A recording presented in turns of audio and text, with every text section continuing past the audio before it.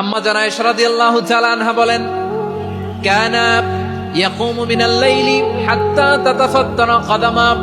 আমার নবী তাহাজ্জুদের জায়নামাজে যখন দাঁড়াতেন, এত লম্বা সময় দাঁড়িয়ে দাঁড়িয়ে তিনি কিয়াম করতেন, কেরাত পড়তেন। দাঁড়িয়ে থাকতে থাকতে থাকতে থাকতে আমার নবীর বরকতপূর্ণ, আমার নবীর মুবারক পা দুটো এইরকম ফুলে যেত।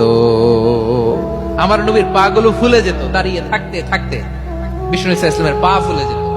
আম্মা জান আয়েশা এটা খেয়াল করতেন। খেয়াল করে বলতেন, ইয়া রাসূলুল্লাহ কদ গফারাল্লাহু লাকা মা তাকদ্দামা মিন যামবিকা ওয়া মা তাআখার। ও নবী, নিজের দেহের উপর কেন এত কষ্ট দেন?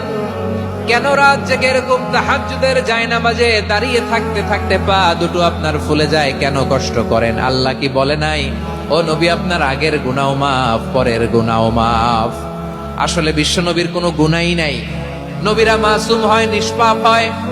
তারপরে বিশ্ব নবীর মর্যাদা, স্ট্যাটাস বোঝানোর জন্য আল্লাহ বলেন, নবী আপনার আগের পরের সব গুনাহ আমি আল্লাহ মাফ করে দিলাম। আম্মা জান আয়েশা বলে, না নবী, আগের গুনাহ মাফ, পরের গুনাহ মাফ, আপনি মাসুম, নিষ্পাপ, তারপরেও তাহাজ্জুদের জায়নামাজে কেন এত কষ্ট করেন? বিশ্বনবী জবাবে বলেন, আফালা উহিব্বু আন আকুনা আবেদান শাকুরা। ও আয়েশা, আমি কি শুকরগুজার বান্দা হব না? আমি কি শুকরগুজার হব না? আল্লাহ আমার সব মাফ করে দিছে, ঠিক আছে, আমার গুনাহ নাই, ঠিক আছে, কিন্তু আল্লাহর নাজ নেয়ামত ছাড়া তো এক মুহূর্ত আমার পক্ষে বেঁচে থাকা সম্ভব না।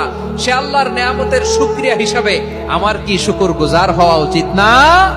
আফালা উহিব্বু আন আকুনা আবদান শাকুরা। আমি কি শুকরগুজার বান্দা হব না?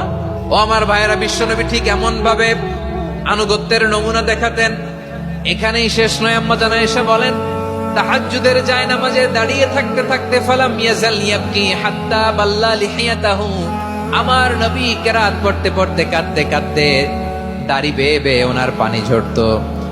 আর এক জায়গায় এসেছে হাত্তা বাল্লা হাজারাহু, নবীর জামা ভিজে যেত চোখের পানিতে। অন্য বর্ণনায় এসেছে হাত্তা বাল্লাল আরদা, সিজদায় লুটিয়ে পড়ে যখন বিশ্বনবী কান্না করতেন, বিশ্বনবীর চোখের পানি দিয়ে জমিন ভিজিয়ে যেত, জমিন ভিজিয়ে দিতেন। কি আনুগত্য, কি আনুগত্য! এরপরে নামাজ শেষে দোয়ার মধ্যে বিশ্বনবী বলতেন, আল্লাহুম্মা ইন্নী আবদুক, ও আমার আল্লাহ, আমি আপনার দাস। ওয়াবনু আবদিক, দাসের ঘরের দাস। ওয়াবনু আমাতিক, দাসীর ঘরের দাস।